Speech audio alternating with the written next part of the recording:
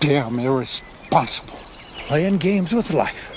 Here are 5 facts about Star Trek. The original 1965 pilot starred Jeffrey Hunter as Captain Christopher Pike. This was rejected with a second pilot, Where No Man Has Gone Before, airing as the 3rd episode of Season 1. This now starred William Shatner as Captain James T. Kirk due to Hunter's unwillingness to return. Leonard Nimoy's Spock was the only character to be carried over into the series from the original pilot. Footage from the cage was later repurposed for the 2-parter episode The Menagerie. This is the only 2-parter in the whole of the original series. The cage was released in full on home video in 1986. Romulans appeared in the series before the Klingons, with the Romulans first appearing in the 1966 episode Balance of Terror, and the Klingons first appearing in the 1967 episode Errand of Mercy. The series ran for 3 seasons between 1966 and 1969 before being cancelled. The final episode, Turnabout Intruder, aired on the 3rd of June. Star Trek gained further popularity on syndication during the early 70s, which led to an animated series, with the original cast coming back to voice their live-action characters. Here are 5 facts about the TOS movies. Prior to Star Trek the Motion Picture, different ideas were tabled with what to do next. A sequel series called Phase 2 entered production, but due to the success of Star Wars, the plug was pulled in favour of a big-budget cinematic movie. Harvey Bennett then took over the reins for the next Star Trek film, watching every episode of the original series. He decided that the movie should be a follow-up to the episode Space Seed. During the production of Star Trek 3, a huge fire broke out at Paramount Studios, with William Shatner helping to fight the flames. He said his motivation for doing so was to not lose too much time filming, as he had to be back filming the series TJ Hooker soon after.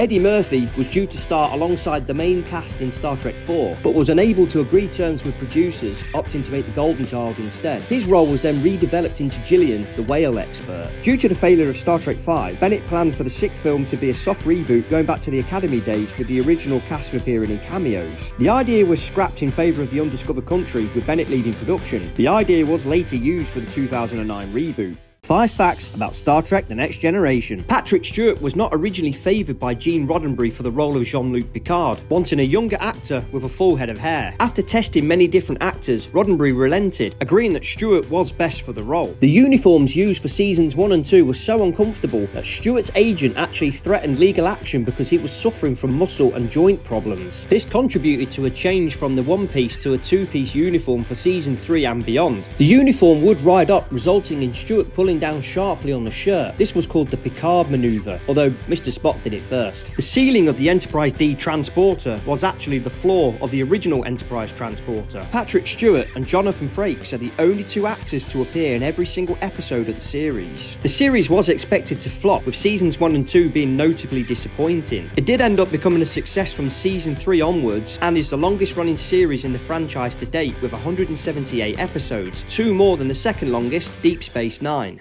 5 facts about the TNG movies. Both DeForest Kelley and Leonard Nimoy were offered roles in Star Trek Generations. Due to Kelly's decline in health, he was unable to appear. Nimoy declined, stating he had issues with the script. Both James Doohan and Walter Koenig appeared instead. Paramount ordered the Enterprise D be destroyed at the end of the film, as a shooting model was originally made for the 4:3 aspect ratio televisions. The Enterprise E was designed for the 16:9 aspect ratio and introduced at the start of First Contact. The Enterprise D was later resurrected for the final 2 episodes of Picard Season 3. First Contact has similarities with Star Trek 2, where both are follow-ups from a series episode, have a returning villain, and have a character seeking revenge inspired by Moby Dick, which is referenced in both films. In First Contact, it is Picard the protagonist who is seeking revenge. Insurrection follows similar themes to the Next Generation episodes, Who Watches the Watchers, Homeward, and Journey's End. A follow-up to 2002's Nemesis was planned, which would have seen the TNG, DS9, and Voyager crews crossing over, but due to Nemesis' poor reception, plans were scrapped, with 7 years until the next film.